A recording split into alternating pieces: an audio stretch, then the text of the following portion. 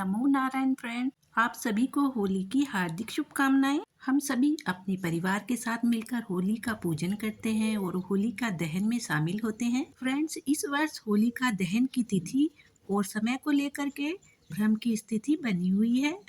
होली का पूजन और दहन 2 मार्च को करें या फिर 3 मार्च को। होली का दहन पूर्णिमा को किया जाता है और पूर्णिमा शाम के समय 2 मार्च को लग रही है।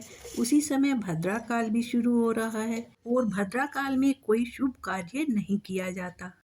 इसलिए ज्योतिष आचार्य सलाह देते हैं कि होली का दहन या तो भद्रा समाप्त होने के बाद किया जाए या फिर भद्रा पुच्छ काल में किया जाए। ज्योतिष गणना के अनुसार इस वर्ष होली का दहन के लिए शुभ मुहूर्त 2 मार्च को रात्रि में 12:50 से 2:02 के बीच रहेगा।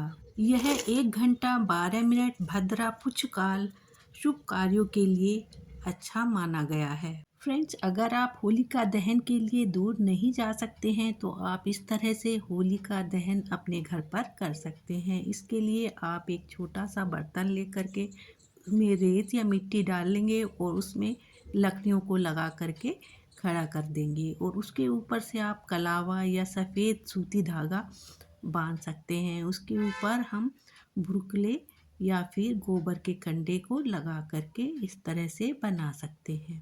होली बुराई को खत्म करके अच्छाई की तरफ बढ़ने का प्रतीक है। हिरण्यकश्यप स्वयं को भगवान मानता था और सबको अपनी पूजा के लिए कहता था, पर उसी का पुत्र प्रहलाद भगवान विष्णु का परम भक्त था और पिता को भगवान मानने से इनकार करता था।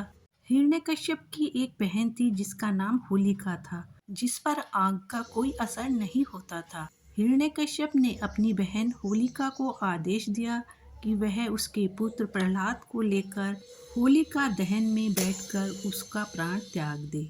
आदेशानुसार जब होलिका अपने भतीजे को लेकर के हवन कुंड में बैठी, होलिका जल करके भस्म हो गई और भगवान विष्णु की कृपा से गर्म हवा तक प्रहलाद को नहीं छू पाई। इस तरह होली का यह त्योहार फागुन मास की पूर्णिमा की रात को होलिका दहन भक्त प्रहलाद की अटूट भक्ति और अधर्म के अंत की याद दिलाता है।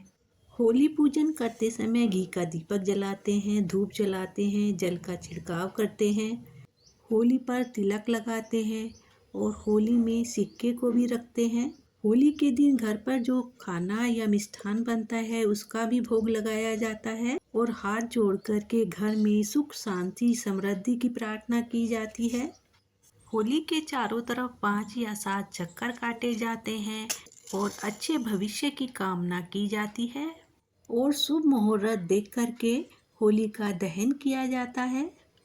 जौ और गेहूं की बालों को भून करके प्रसाद के रूप में बांटा जाता है। कुछ जगहों पर गन्ने को भी भून करके प्रसाद के रूप में खाया जाता है। होली के अगले दिन रंगों वाली होली खेली जाती है, जो इस बार 3 तारीख को नहीं बल्कि 4 तारीख को मनाई जाएगी। रंगों वाली होली भगवान श्री कृष्ण और राधा के प्रेम, समानता, आनंद का प्रतीक मानी जाती है। तो इस तरह से अपने घर बच्चों के साथ, परिवार के साथ मिलकर के आप घर पर होली का दहन कर सकते हैं।